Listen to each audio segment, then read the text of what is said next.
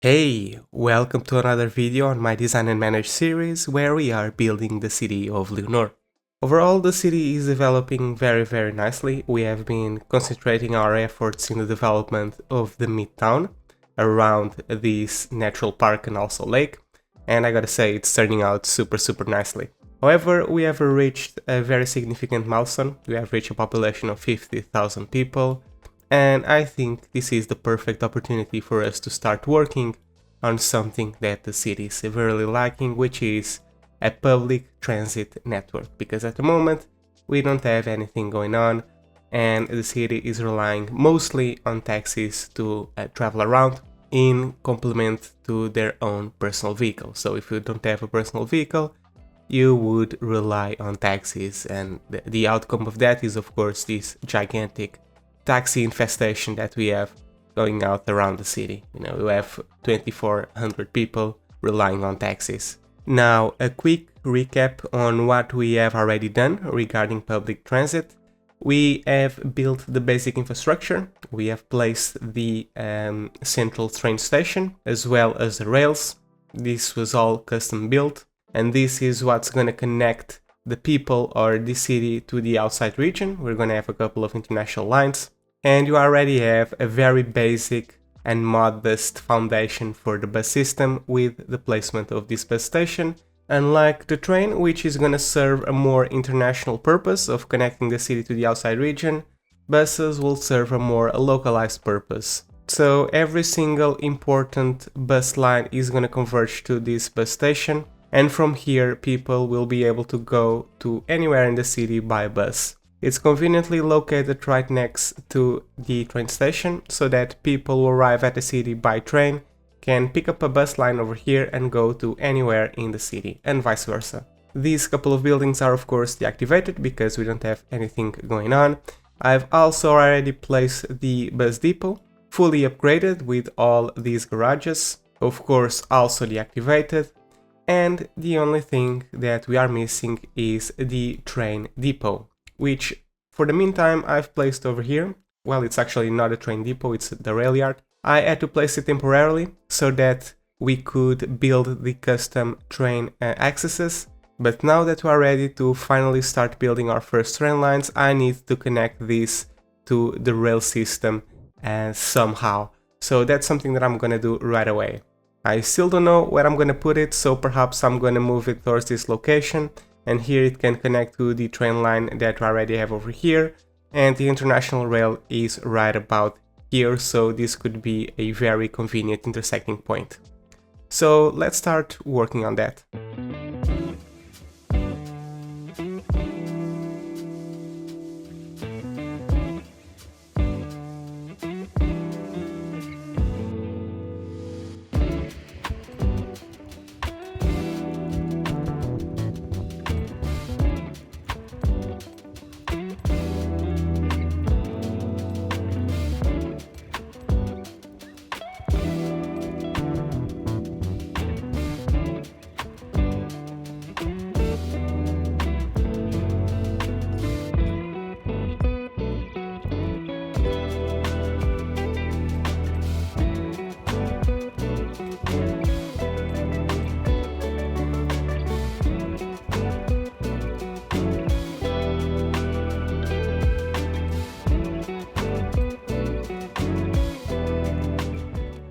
The rail yard is now connected to the main rail infrastructure.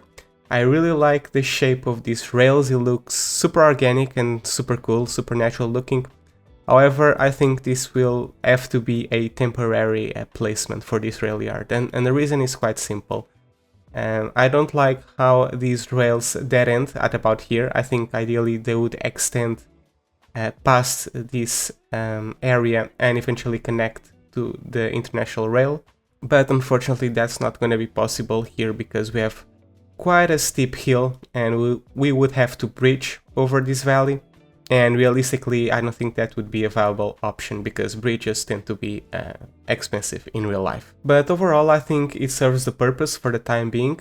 We have all of these rails intersecting at this point, and from here they can either turn left and go into a tunnel and eventually connect to the main an international rail infrastructure that connects the city to the outside region, or they can keep moving forward and connect with these two rail lines that will connect to the train station. If you are on the train station, on the other hand, you can come at around here, and when you get to this point, you can either go to the right side and go to the international line, or you can keep moving forward and connect to the rail yard.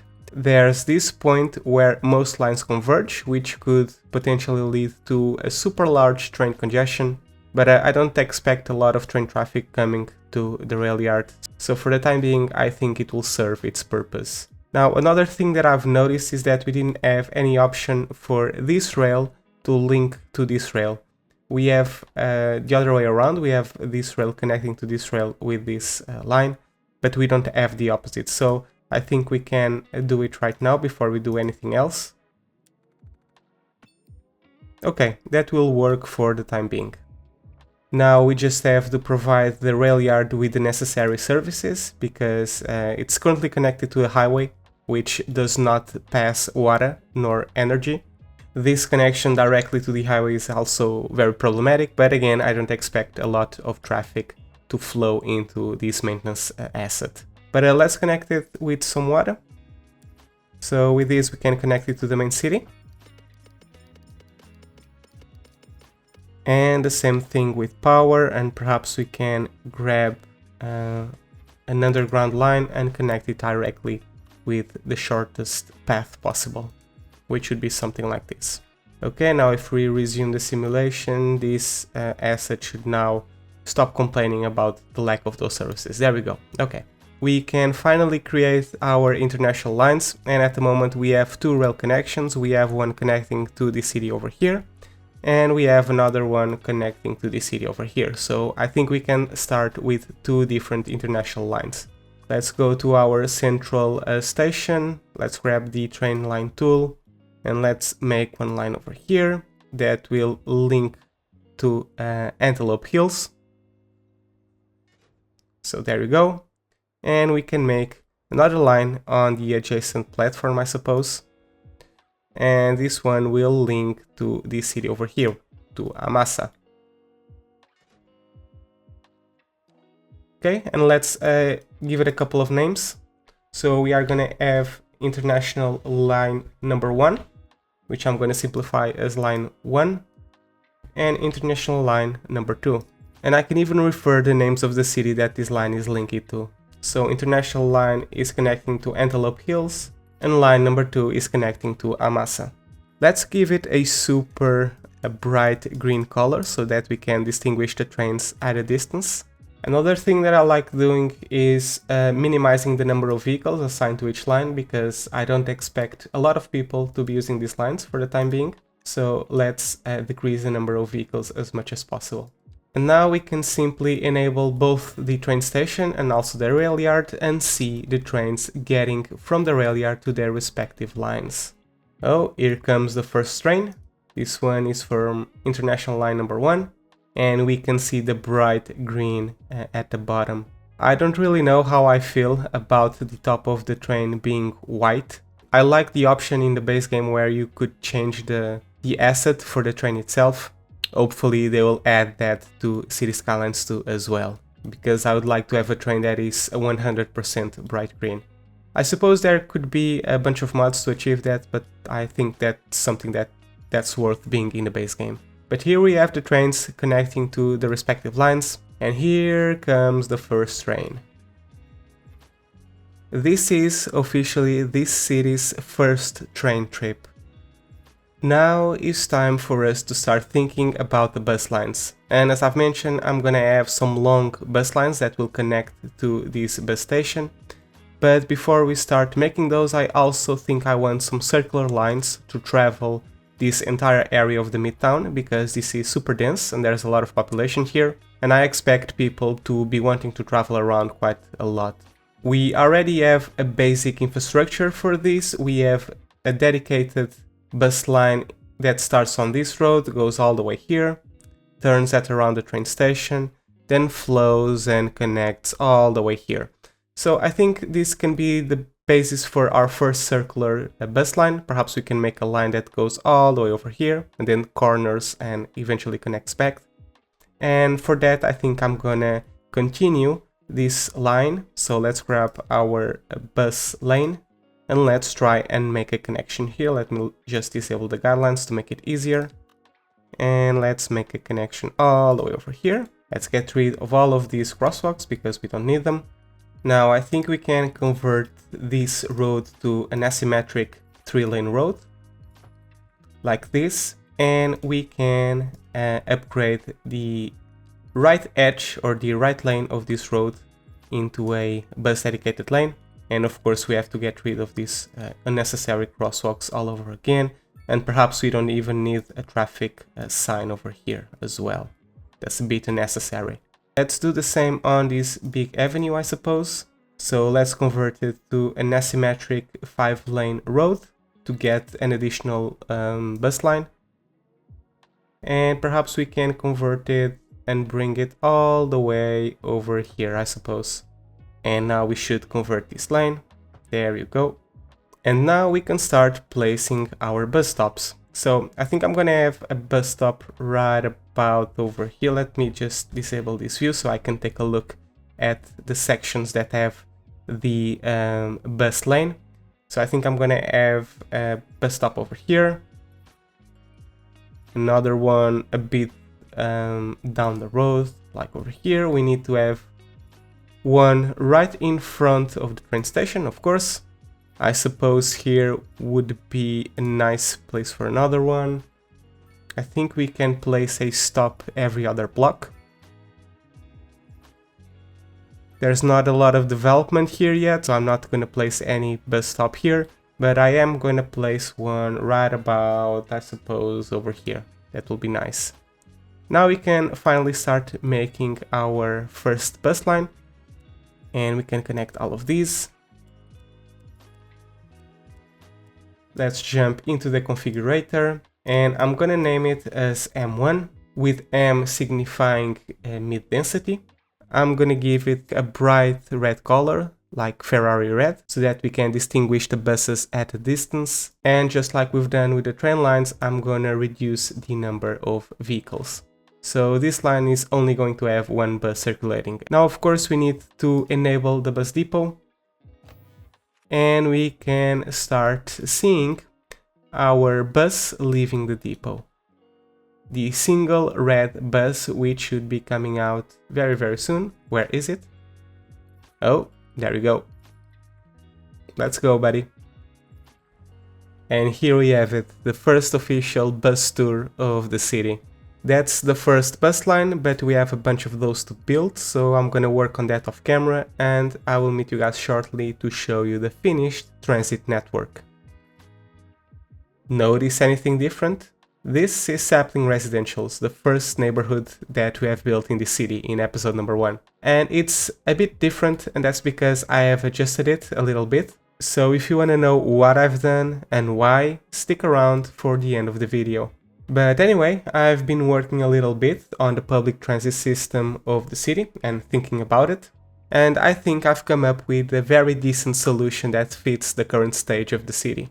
The in-game public transport map is not the best to provide a visual representation of the entire public system of the city, so now you will witness my Photoshop skills. Here's how I planned and designed this city public transport system. The most important connections are the train lines, which connect the city to the outside regions. These are I1 and I2 respectively. Then we have 3 circular lines that serve the Midtown, which is the densest part of the city so far, and where there's a lot of people wanting to move to one place to the other. So they need their own dedicated bus lines. These are M1, M2, and M3. The letter M stands for Midtown. They are bright red circular lines that go counterclockwise. Lines M1 and M2 share some common stops so that it's easier for people to switch from one line to the other. Line M3 has a stop at the back of the train station, so although there's not a direct connection between this line and the other 2 bus lines, people can easily switch between both lines because the travel distance is super short.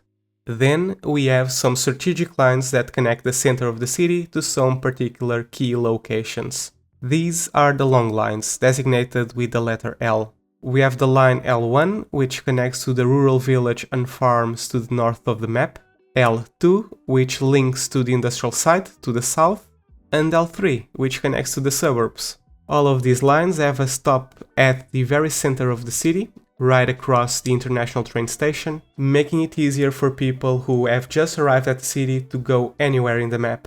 This is the basic structure of the bus system. But then I found the need to add some complementary lines because there were areas that were not properly served, like the suburbs to the east, as well as some other stuff that did not make sense. For example, the industrial site to the south, which provides the most amount of jobs to the entire city, doesn't have a direct link to the suburbs. So I've added some lines to fix this. These are complementary line number 1, which not only provides another access point to the industrial site, it also links the entire outside region.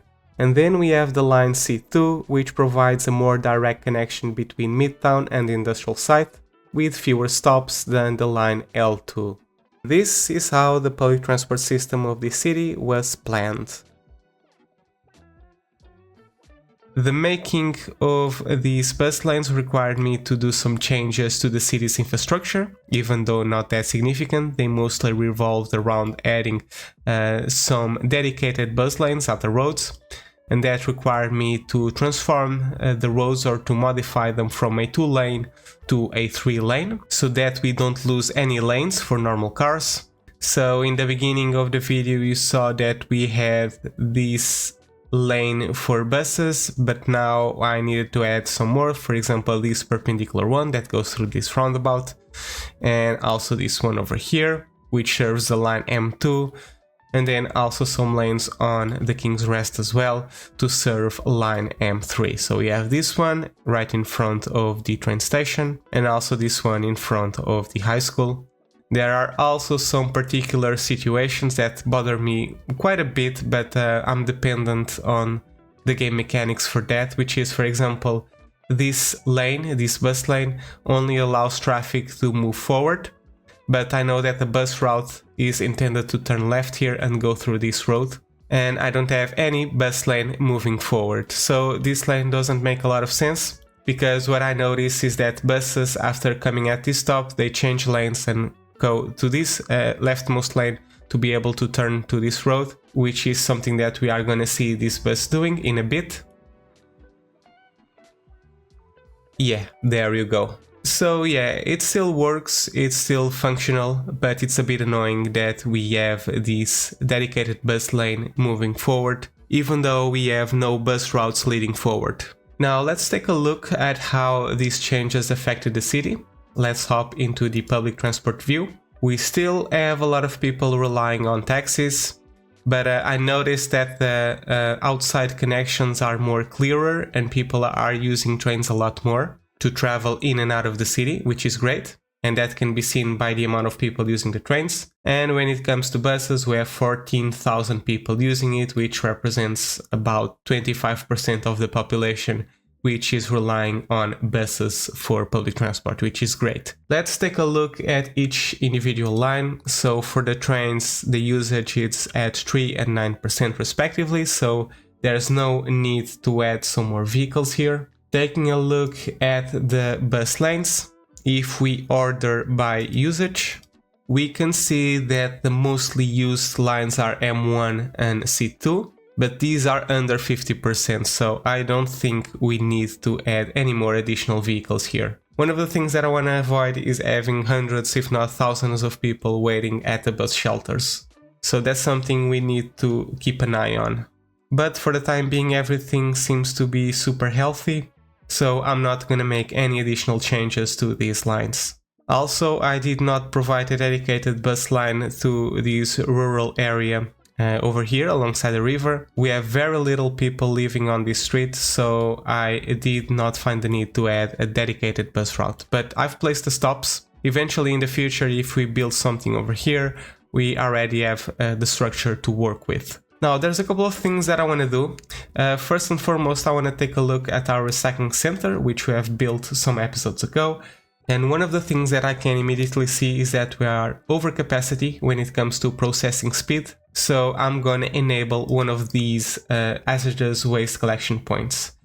So let's enable it. And I can see that the stored garbage bar is going down little by little. So I think 2 of these hazardous waste collection points enabled is enough for the time being. Let's also take a look at our bus station where all of the long lines intersect. There doesn't seem to be a lot of people here yet, but that's fine, the city is quite small yet. And I think we can add a taxi stop to this thing. And we also have some extra platforms, which at the moment we really do not need. Another thing that I want to do is add an easier way for people to get to this bus station if they are on this side of the railroad. I think people can travel from the central station. They can cross it from one end to the other, but I think I'm gonna add another overpass between this road and also this road over here, and provide a direct connection to the entrance of this bus station. So let's work on that. Okay, so how about this? So I suppose we can add some connecting points here. And perhaps we can extend it all the way here as well to this crosswalk.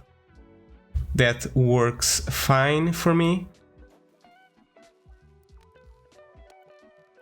And now perhaps we can make a tunnel that goes parallel to this pathway. So I suppose something like this. Now let's simply connect it, and a simple connection suffices. It doesn't really matter, you're not gonna see it anyway. And there are some people using this connection already, which is great to see, because it means it was necessary. As we are working on the pathways, some people have mentioned that it doesn't look very realistic to have these crosswalks right next to 6-lane roundabouts, which I agree, you don't usually see a lot of these in real life. And they could potentially be very, very bad with traffic because you have 3 points where traffic has to stop to let the pedestrians walk, which is not the purpose of a roundabout. And on a collector road like this is particularly not useful or efficient.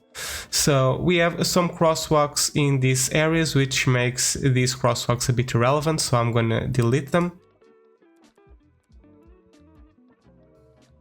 Okay, I'm still gonna allow for these pathways connecting to the sidewalks because I think it looks good. This crosswalk, on the other hand, is necessary because it provides a major access point between this part of the layout to this part. But perhaps we can turn it into, I don't know, perhaps an overpass.